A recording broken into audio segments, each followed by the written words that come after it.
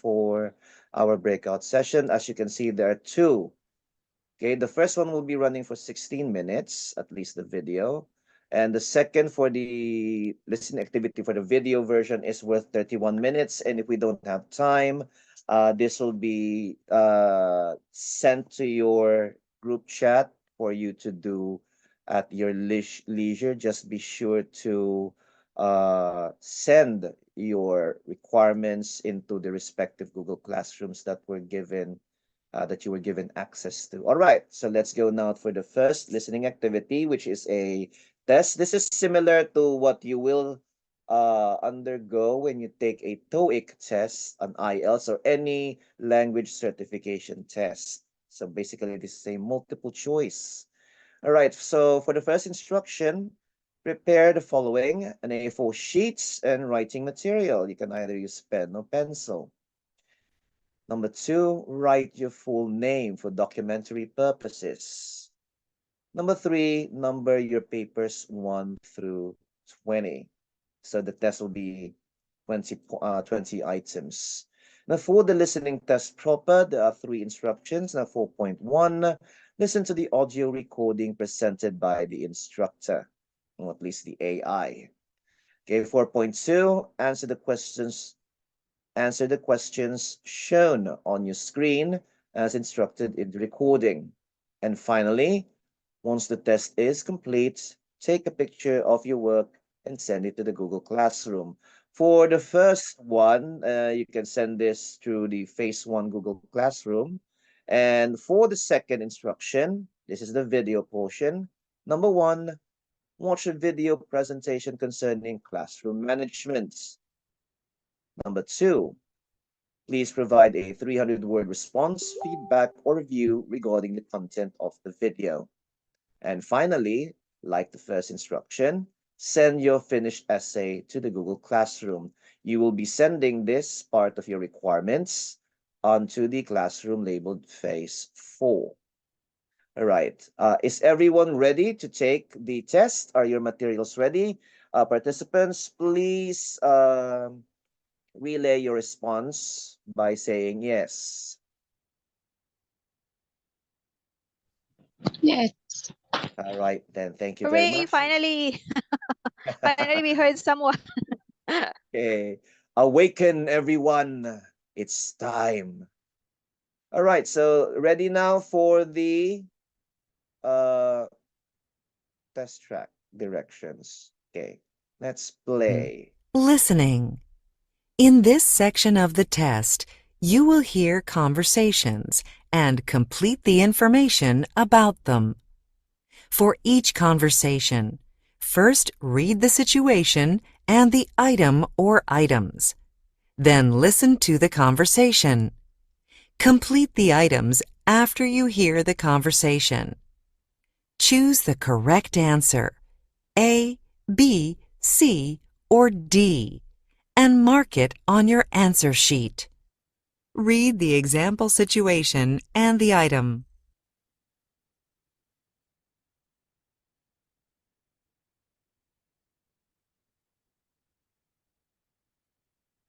Now listen to the example conversation. A man is asking a woman for directions.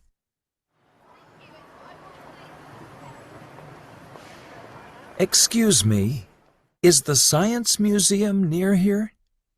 The Science Museum? Yes, it's that way. Walk 2 blocks, then turn left. It's on the right side of the street, next to the hospital. Okay, great. Thanks. Now choose the best answer to complete the item.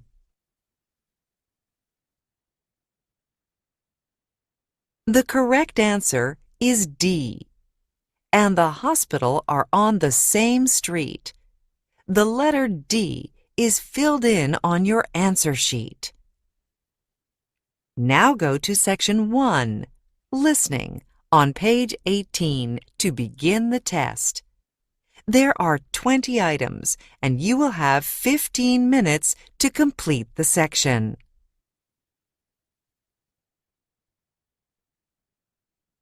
All right, so moving on to the next This will be the test proper. Please ready yourselves. Read situation 1 and the item.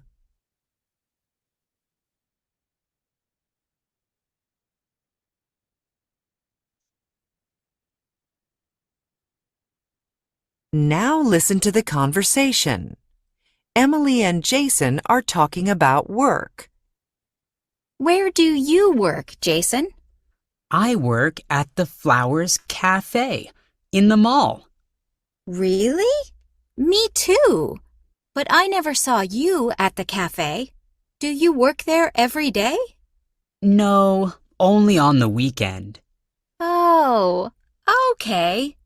I work there from Monday to Friday. Now complete item 1.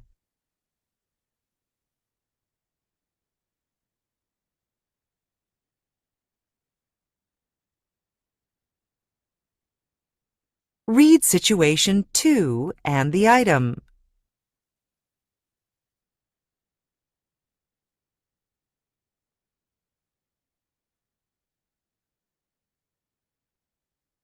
Now listen to the conversation.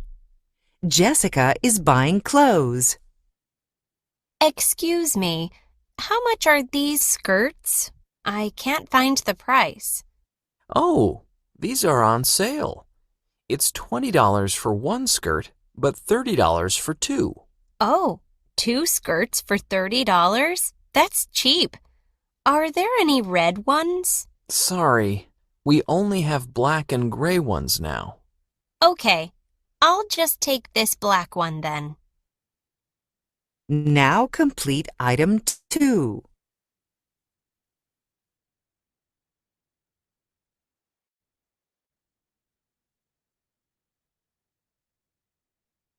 Read situation 3 and the item.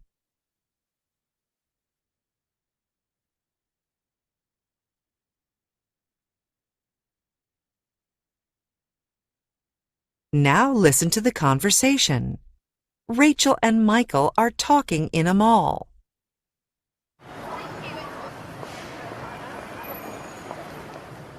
Great to see you again, Rachel. What are you doing here? I usually have lunch here. How about you? I'm buying a cake for my son's birthday. He's going to be 7. Can you believe it? Oh, wow, he's so big. Hey, his party is tomorrow afternoon. Would you like to come?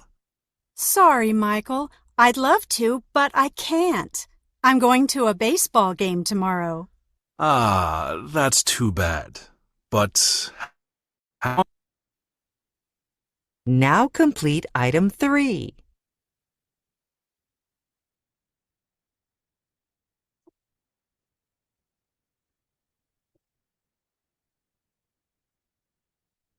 Read situation 4 and the items.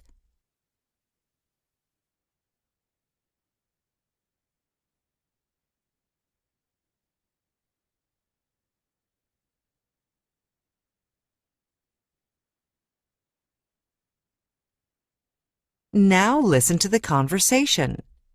Andrew is talking to a waitress at a restaurant. Was everything okay for you today? Yes, the meal was delicious. Thank you. But that was too much pasta. I feel a little heavy now. But it's excellent pasta, isn't it? Did you enjoy the salad? Yes, the tomatoes and carrots were very fresh, and the dressing was really special. Can I get you any dessert? Our chocolate ice cream is the best in town. Just a regular coffee, please. That was really a lot of food. Sure, I'll bring your coffee right away. Now complete items 4 and 5.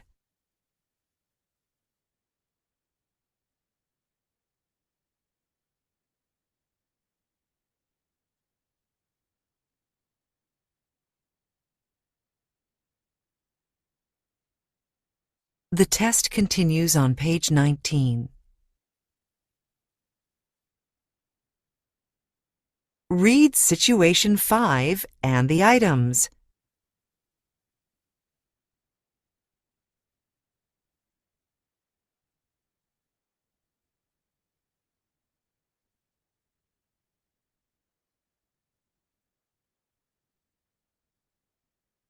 Now listen to the conversation.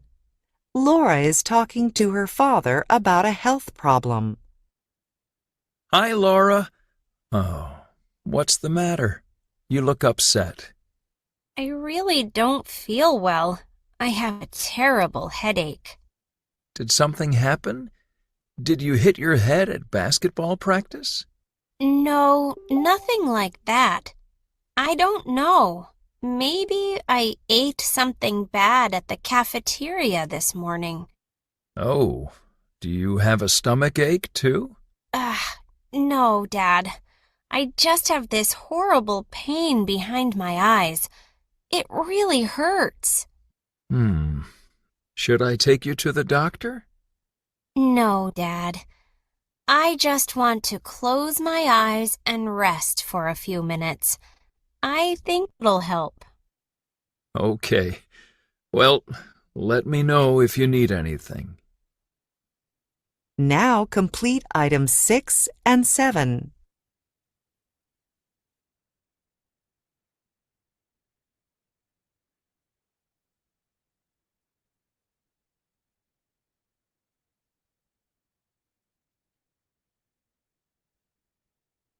Read situation 6 and the items.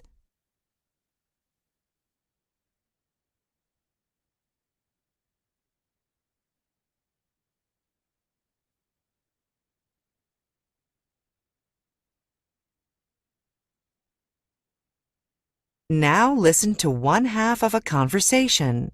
Jack is talking to his friend Olivia on the phone.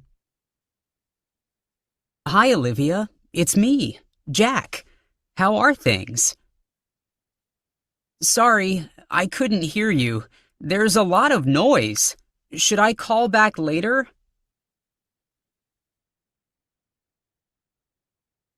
Ah, that's much better. I can hear you perfectly.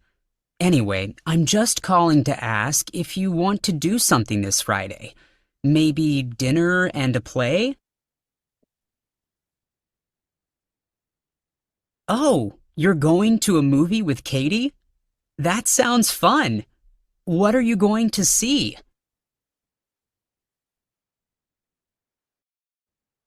Thanks, but I've already seen that one. Not really. I was a little bored, actually. I don't know. I guess I was expecting more action or a more interesting story at least. Oh, no. You should see it. But listen, maybe I could meet you and Katie after the movie. Should I do that?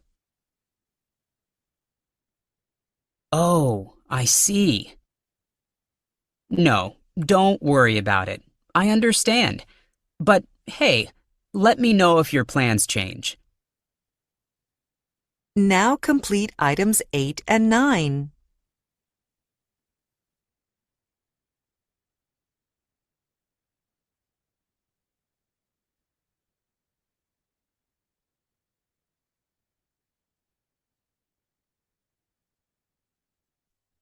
The test continues on page 20.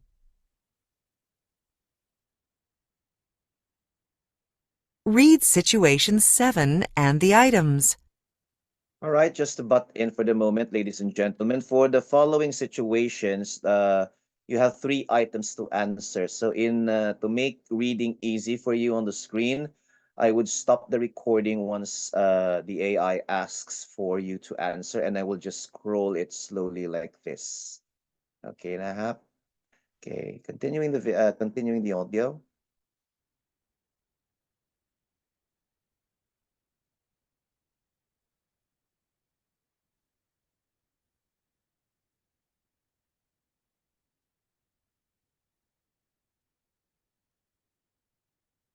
Wait, what happened to the audio? Now listen to the conversation. Amanda is meeting her friend Patrick at a cafe.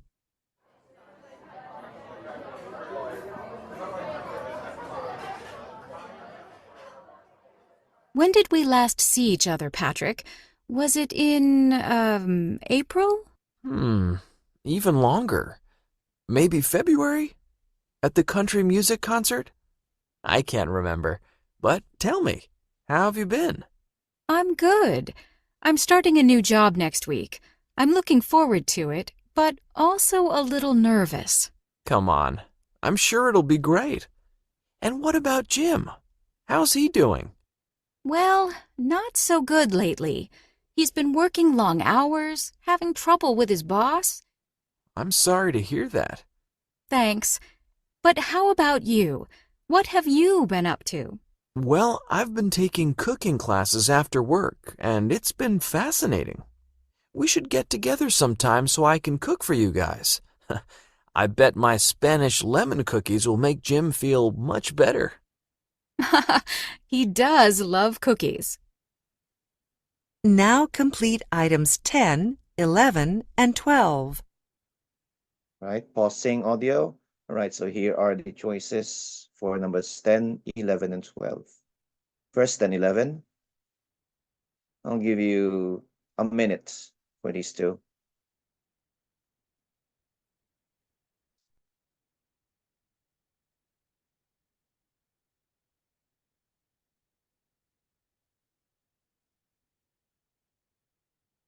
Last 30 seconds.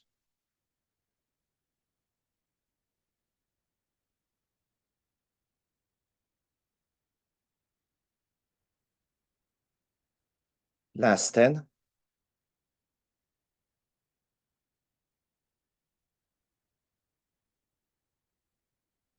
All right, for number 12.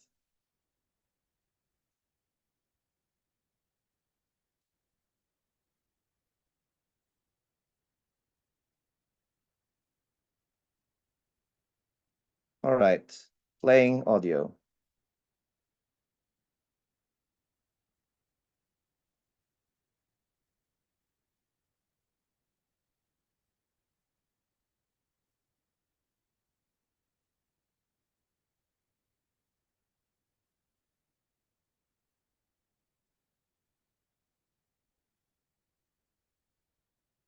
Read situation 8 and the items.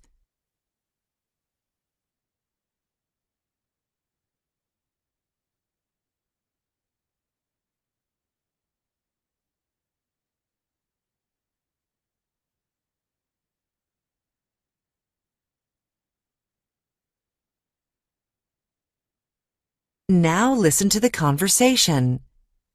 Nicole is talking to her teacher, Mr. Kushner, about her exam grade. Hi, Mr. Kushner. Do you have a moment? I'd like to talk to you about my exam. What seems to be the problem, Nicole? Well, I don't understand why I only got a 70. I'm sorry if you're disappointed, Nicole, but your grade is final. Maybe you should study more and try to do better next time. No, it's not that. I feel fairly confident about my answers. The problem is, I think there might have been a mistake when it was checked. There were 3 parts, right? Writing, listening, and reading. But I don't think I got any points for the reading section. Let me take another look. I see. It seems you're right, Nicole. The grade for the reading section is missing. I'm sorry for the mistake. I will add the missing points and fix it in the gradebook.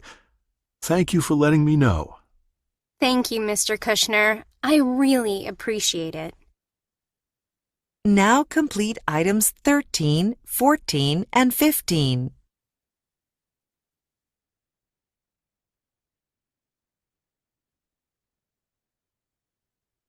All right, you have 1 minute to answer for 13 and 14. Stopping video. Stopping audio rather.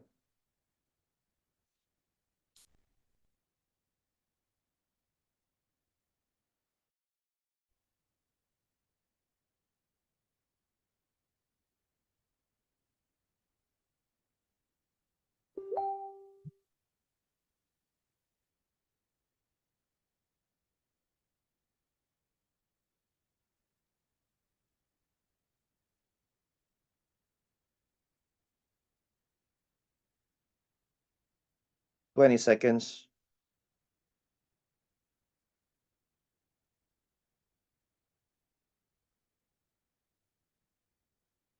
Last 10.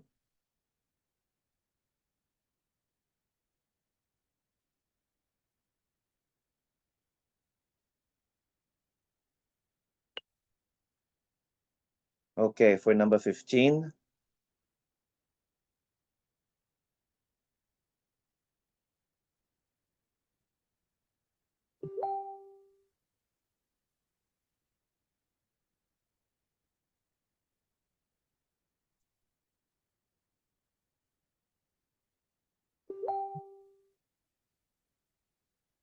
All right, so playing the next exercise.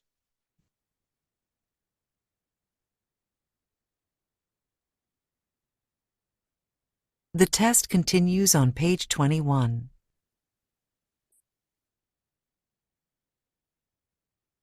Read situation 9 and the items.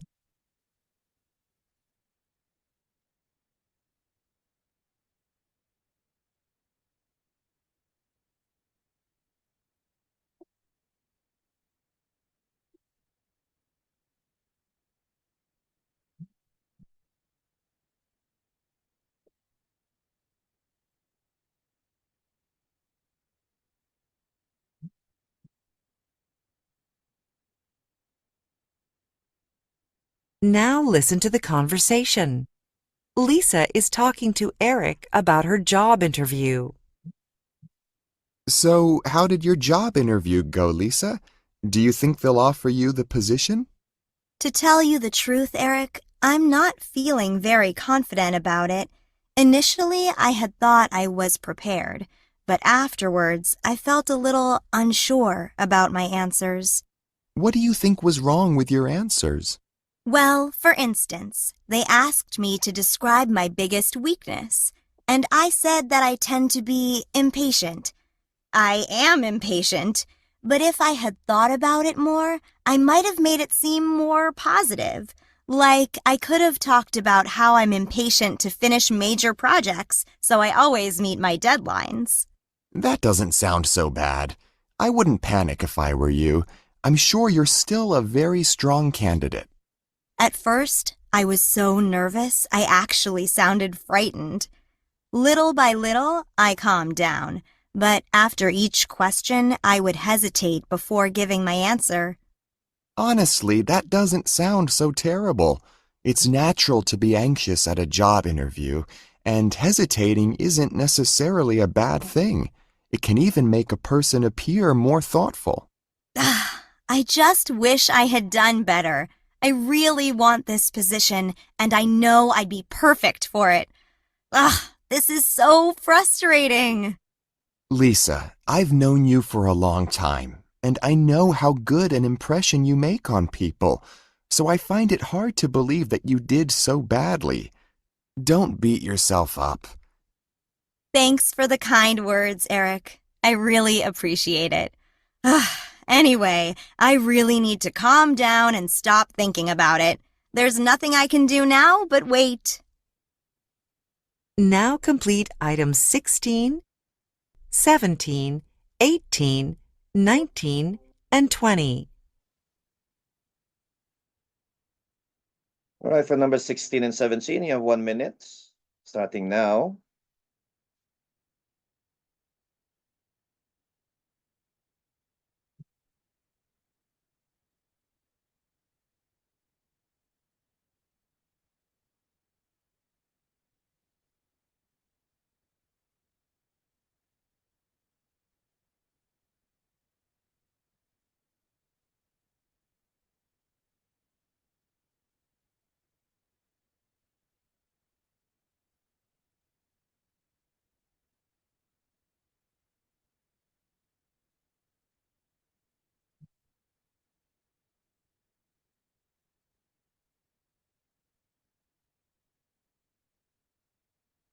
Last 10 seconds.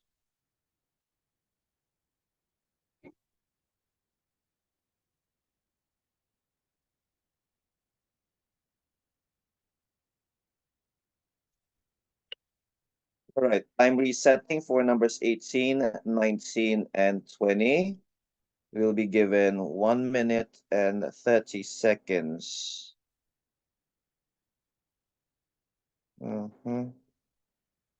Starting now.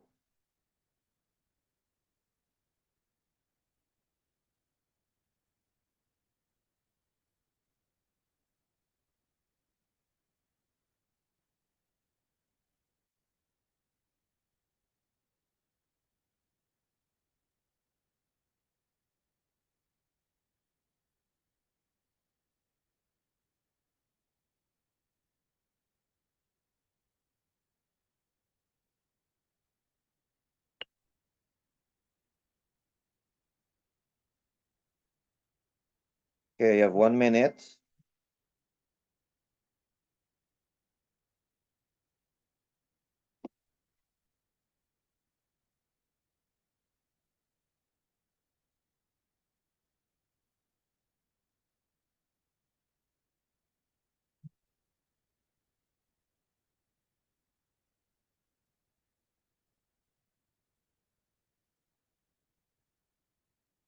Last 30 seconds.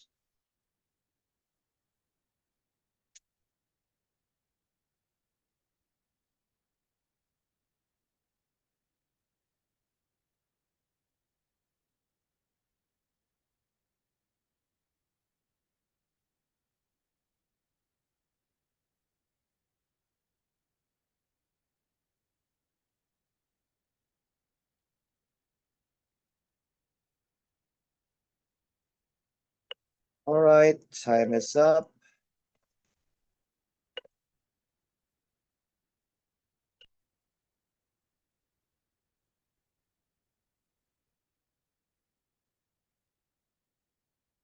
Okay, so that ends the listening part of the test part of our activity. Our next activity will be the video. One moment while I access. So this video will be running for 30 minutes, 31 point something The secret. minutes. All right, so this is the entitled Secrets to Classroom Management. Okay. So let us start. To classroom management. Effective classroom management is one of the most important, but crucially most neglected parts of teacher training. Even though millions of teachers are desperate to learn how to handle their classes, desperate to be in control of their students, and desperate not to feel that sense of anxiety when going to school each day. The lack of classroom management is the main reason that most teachers leave the profession. And nobody out there is able to show them how to control their classes. Until today. Hi, I'm Eric, a teacher who has made it my life's mission to make content that helps teachers.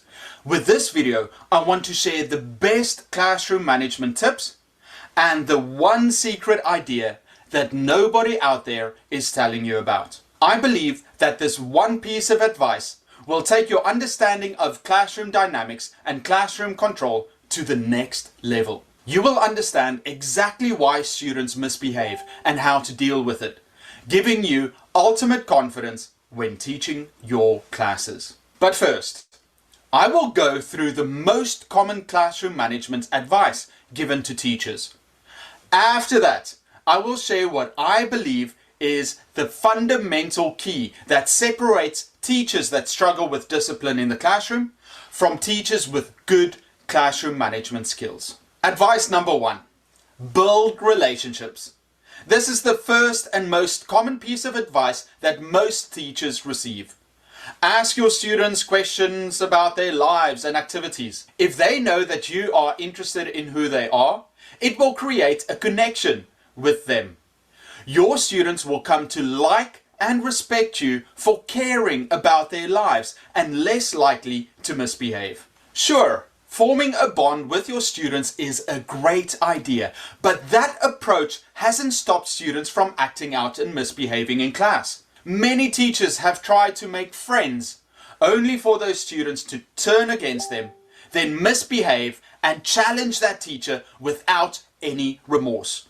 You try and be nice and kind, and they still misbehave and treat you like you are nothing. It also doesn't explain why other teachers have complete control over their classes, despite never forming a personal connection with their students. You know the ones I'm talking about. They are strict and only focus on the work at hand. They don't care about their students, yet still maintain discipline and get things done, without any questions about feelings. Number 2, set rules and procedures. One of the leaders in classroom management, Harry Wong, stresses in his work the need for teachers to set up class rules and exact procedures for students to follow. That way, students know what is expected of them and have a clear understanding of what to do and how to behave in class. I 100% agree that you should set up rules for your students to follow. They should understand the consequences of their actions, in other words, punishments, and be given thorough procedures so that everybody knows exactly how to act in class. Here are some tips. Don't make too many rules and put it somewhere on a wall for the students to see. Send the rules home in a letter to parents for them to sign and return back to you. Explain the punishments and make sure the students agree. In the first few weeks, regularly review the rules and role play the procedures. Procedures should include how to enter class, to start lesson, take notes, take part in activities, classroom behavior, moving around the class, working in groups, cleaning up, and finally leaving class. So many teachers believe that students should participate in the creation of classroom rules. But while it's a nice exercise and a PC thing to do, it has no effect on whether or not students stick to those rules long term. You will get the same results by creating thorough rules on your own, explaining them and having the students accept those rules, and you don't have to waste time making the students come up with classroom procedures. But how often do new teachers share those rules? And over time, it deteriorates. The rules get challenged and conflict becomes increasingly common. After a couple of weeks, they get challenged more and more. A month goes by, and then finally they find themselves in classes that are unbearably out of control. Even though they had set the rules, they were punishments and procedures. Those rules were stretched until broken, and classroom management left in shambles. 3. Model ideal behavior. Learners notice way more than we think. The way that you act in class will most likely be copied by the learners as they see what you do and how you act. But let me make it abundantly clear. Strong-minded students don't care what a weak teacher says or thinks. They will actively do things to trigger you instead of modeling good behavior. Be strong, kind, and helpful in class, because that is what good people should do. But do not disillusion yourself by thinking that if you act like a saint, that they will follow. Unless you come from a place of strength, they will not follow you wherever you try and lead them. Tip number 4, be consistent. Human beings are keenly aware of fairness in social situations. Nothing quite gets us as upset as when we are treated unfairly, and therefore teachers need to be consistent in the way that they apply the rules. When punishing students, make sure that they understand that it's not you versus them, it is them versus the rules. They have decided to behave in a way that breaks the rules and thus will receive the previously agreed to punishment. They should never see you as the enemy, but merely the one enforcing the rules. To make sure they understand this, tell them that you are not punishing them, you are punishing the undesired behavior. You like them, but you want them to behave appropriately in class and change the unwanted actions that got them into trouble in the first place. Crafty students will try to play on your emotions. They will attempt to sway you by saying things like, "Sir, it was only this once. You are being unfair. You would never punish Betty like this. Why do you always pick on me? It wasn't even that bad. Or they might try to manipulate you first, swearing that they will never do it again. Then they fake anger and claim injustice at their treatment. Do not waver. They really don't care about these things. Those are lies to manipulate and sway your judgment. So if you are inconsistent, you will definitely lose your class. But that still isn't the magic sauce to classroom management. Why? You've seen those teachers that cannot be bargained with. They are strict and have no time for squabbles. Their word is law, and even if they are unjust, students don't criticize them back. In this view, we know that consistency, although a very good idea, is not the sole panacea for classroom control. 5. Strong body language. The best teachers are unafraid to express themselves in their body language. We can see them as confident and decisive. The kind of body language that leaders use to show that they are serious and not to be pushed around. Stand upright. Take up space, especially in front of class. Keep eye contact with your students until they look away. Slow down your movements. Broaden your stance and shoulders. Weak teachers are jittery and move too quickly. Confidence is slow and methodical. Speak slowly and clearly. Vary your intonation and speed of voice. Do not be reactive. Don't spin in the direction if someone asks you a question. Take your time. Your time is precious. Make them wait for you. Students interpret this as a sign of a strong leader. Let students follow you whenever you walk outside. Don't be afraid to get into their personal space to show your leadership, but don't scare or intimidate shy students. You can bend down to speak to small children so that they don't feel dominated. Wait for silence before you speak to show that your words are important, and keep your instructions clear and simple. These body language tips will help you become a more confident person and a better teacher. But it's still not the greatest tool in classroom management. Why? Because even after sharing teacher body language tips, teachers still run into difficult classes. Why does classroom management remain such an issue after they've learned and started implementing stronger body language? Because it is the mindset behind the body language that is important, not the body language itself. Until teachers gain confidence or learn student behavior from videos such as these, they will still have struggles when it comes to classroom management. 6. Being prepared. Plan your classes and structure them completely. Most classes won't have any issues if you offer valuable educational experience. If you fail to plan, you plan to fail. Every minute in class should be used wisely, and have additional activities ready in case the ones you have don't work or are completed quicker than expected. Have backup tasks and plan ahead for any probabilities. Create fun interactive lessons where students feel like they are receiving a great amount of value just by being there. Keep instruction active, activities interactive, content related to the students and their interests. A lot of unwanted behavior occurs because students don't understand what to do.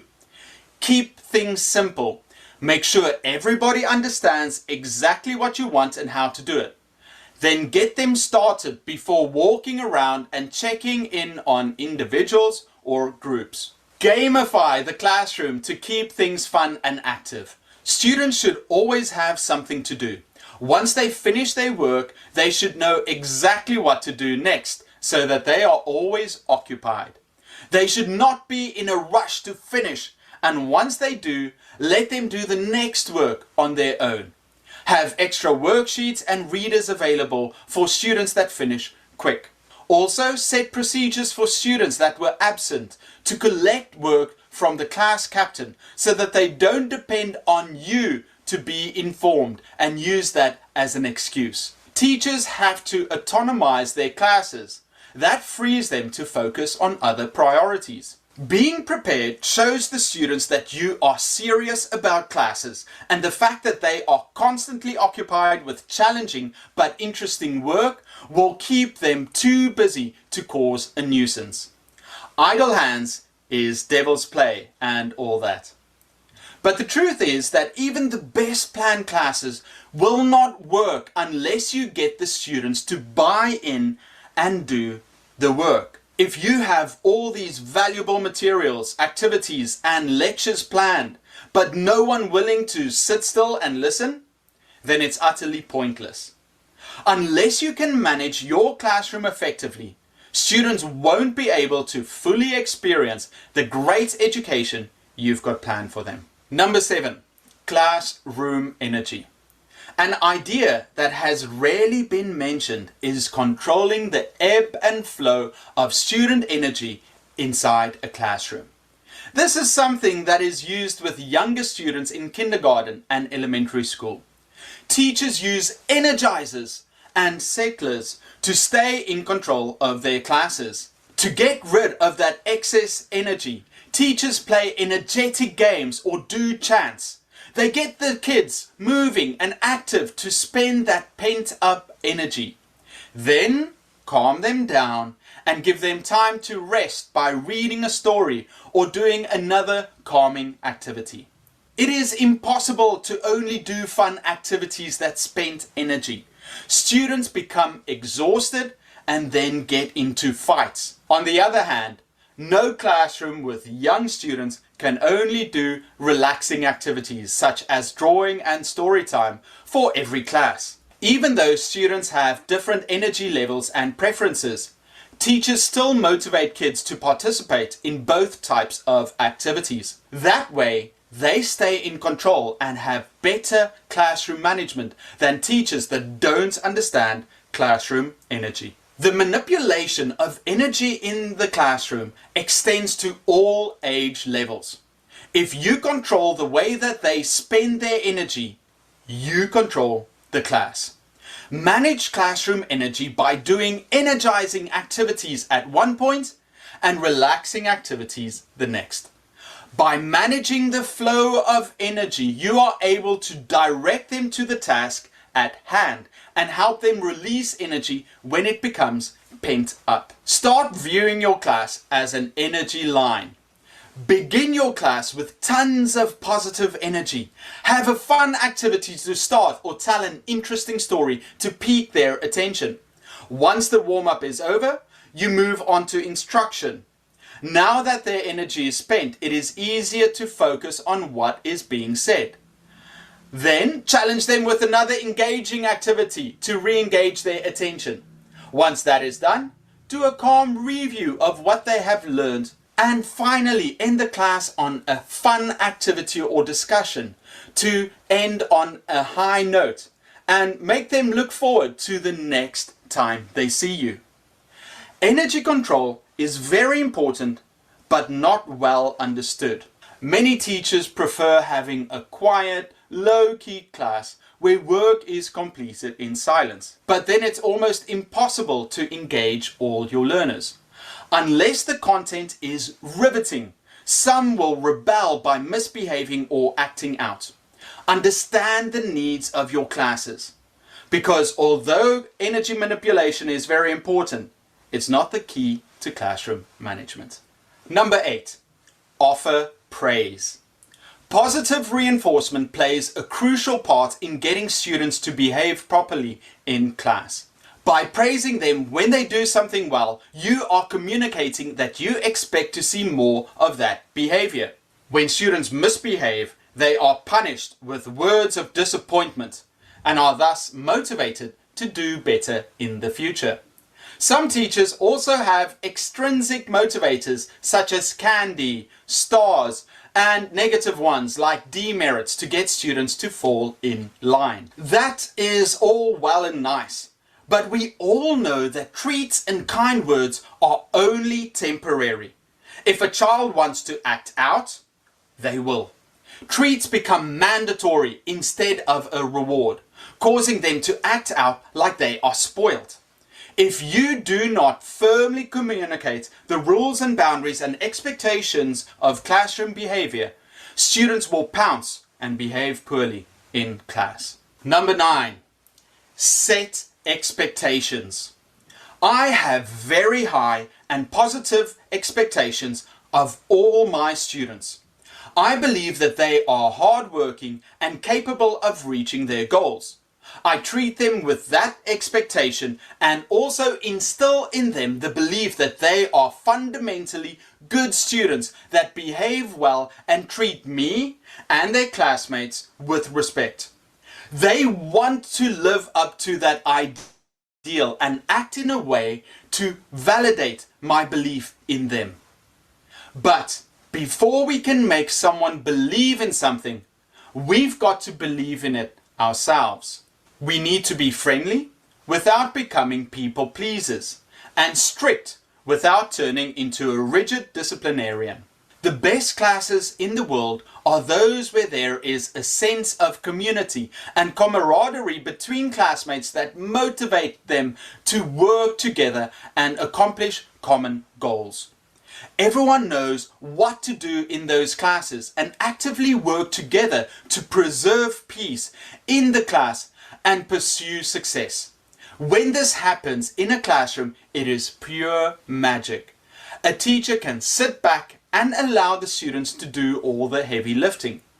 This is very rare, but when it happens, teaching is truly a blessing. Question is, how can we achieve that? It's not easy, but students need to find a common purpose, understand the rules, and benefit by succeeding at their studies.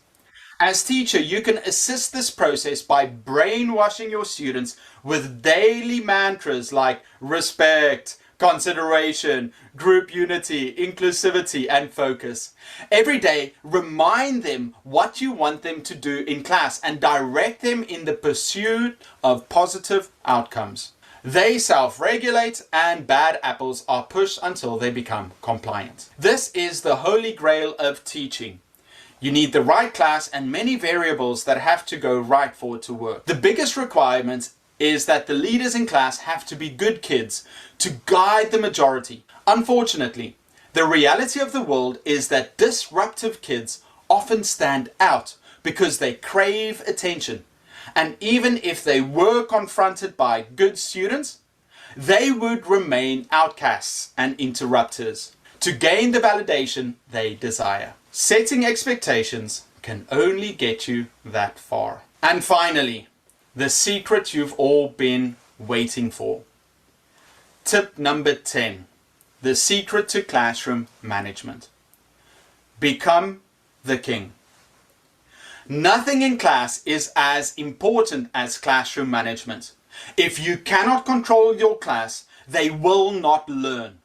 You will hate teaching those classes and students will hardly ever finish or try to perform well in class. They are preoccupied with acting out and challenging you. That class is meant to be a zoo and they are acting accordingly.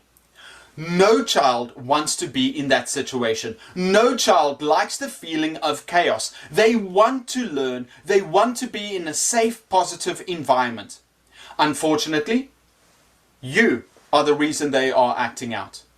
Your inexperience, your attitude, and your misguided teacher training is what is causing your students to misbehave. And now I will share the information, the secret to controlling your class. The secret to classroom management is this. You have to become the king of your kingdom, the absolute authority, a giant pillar of strength. You cannot control a class through tricks and techniques. You cannot guilt them into obeying you. The only way is for you to develop yourself and use a boss mentality built around classroom management principles. Your classes will never succeed unless you become the strongest possible leader in your class. Students look to you for leadership, and you are letting them down if you do not give them the strongest possible version of yourself. You are a failure as a teacher until you accept that you need to be a ruthless dictator when the situation calls for it, or a kind caretaker when your subjects need it. Your strength and leadership as an individual is what determines your classroom management. People are constantly looking for a cheap way out, a magic bullet to give them control of their class. There is no such thing. You have to accept the responsibility, toughen up, and be prepared to grow through adversity. Let me explain. Humans come from a tribal society. For thousands of years, we have lived in small communities where our survival depended on the leadership of a chief, be it a patriarch or matriarch. The strength of the leader decided where we would go, what we do, how we get food, how we avoid danger. In fact, how we survive. If they weren't strong, the tribe would most likely die out. To make sure that the best person was chosen as the leader, members of the tribe would constantly test the leader in small ways. It wouldn't be outright challenges, but small tests to determine the strength, character, and resolve of the leader. For every test that the leader failed, another member would become weary and apply more pressure until the situation became so bad, a new leader took over. That way, the strongest leader was always in charge, giving the tribe the best chance of survival. In today's world, we don't have tribes anymore. Teachers are placed in charge of a young tribe without having to earn it. Young students who aren't fully developed and unable to rationalize their behavior. But they are still born with that tribalistic need to follow a strong leader. So they test teachers to make sure that that teacher is fit to lead them, to tell them what to do. This is even more evident in difficult communities or students with tough past experiences. If they were without strong role models while growing up, they are even more likely to be distrusting of those around them. To make sure that you are the best possible teacher for them, they will test and revolt absolutely. To win their trust, you have to show them that you are a strong leader that will bring value to their lives. That is why students from so-called good families are usually so much easier to teach. They come from a safe environment that has taught them that by listening to authority figures, they will be okay. Where on the flip side, students from bad backgrounds have become distrusting of people meant to protect them, so they have to do it themselves. What has this got to do with teaching? See, the problem is that most teachers are by nature good students. Most teachers aren't trendsetters. They weren't natural leaders while growing up and didn't rock the boat when they were young. They were probably good at school, loved teachers themselves, and obeyed authority. But now that they are placed in a position of power where they have to lead a class, they fail. They have never been a leader. They have never learned the skills to be in control of a group of people and now have to figure it out. But it is possible. That is why it takes experience. The type of experience to intrinsically control people. Perhaps by using some of the ideas I have previously described, but most likely out of trial and error. Through all the years of obstacles they have had to overcome and classes they have taught, good teachers have become powerful leaders. But unfortunately, they are unable to explain exactly why they are better teachers at classroom management. Fortunately for you, I am here. So now, how can you take this information and apply it to the classroom to control your students? Simple. You've got to work on your mindset to become a boss in class. You are the king and the class is your domain. You don't need to put fear in your students' hearts, but you need the strength to lead them. Imagine yourself as the king of your kingdom. Your people will follow you when they are assured that you can protect them, that you can bring value to their lives. Have a king mentality. Be a leader. Be kind, but firm. This is your land. You want your subjects to succeed and live in a happy environment. If they don't live by your rules, they will be treated more severely. They need to trust you, and that's why they are testing you, to make sure that you are the one to lead them. But Eric, you say, they should blindly follow me because I am the teacher. Why should I get tested by my students? Here is why. You need to change your mindset. Stop seeing it as a negative when students act out and test you. See it as a positive. I love to get tested by my students in the classroom because every time a student tests me by misbehaving and I pass it, by acting like the classroom boss, I become stronger and gain more authority in their eyes. I don't intentionally push them to get tested, but I embrace it with a smile. So don't take misbehavior as a negative thing. Take it as a positive thing and a way for you to show that you are the true boss in that class. Let's look at all the other tips mentioned before to understand the fundamental reason why they work. 1. A king who loves is loved. Care for your subordinates and they will care for you. 2. All kingdoms have rules. The people that live in them have to obey. If they don't, the king will punish them. Model ideal behavior. The king is the hardest worker in the kingdom. Set an example for your students to aspire towards. 4. Be consistent. A fair king is a respected king. By applying the rules justly, your students will grow in admiration for you. 5. Royalty moves in a way that shows that they have authority. Use your voice and body language to communicate what words can't. 6. Be prepared. A king is only as good as the value he provides the people in his care. Prepare your lessons and provide a great learning experience for your students. 7. Classroom energy.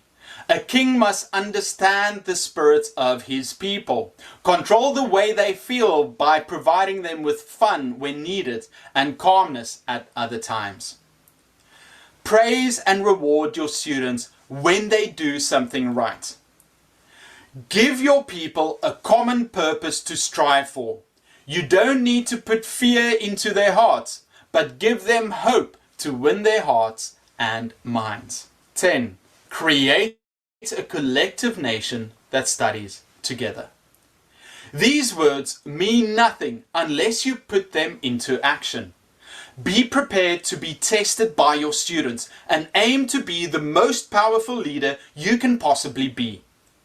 It will be tough, but if you apply these principles and never give up, you will succeed and eventually become the best teacher you were meant to be.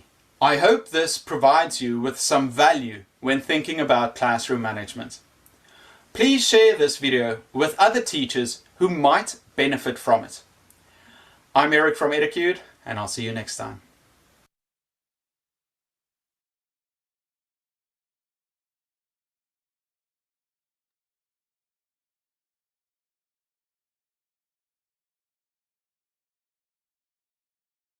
Yes, Sir All AJ? right.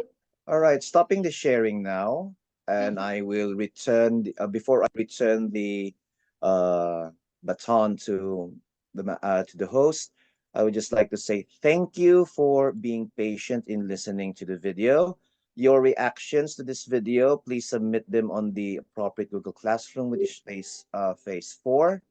Thank you very much, everyone, and I hope you enjoyed the short video, 30-minute video. Not very short, but educational.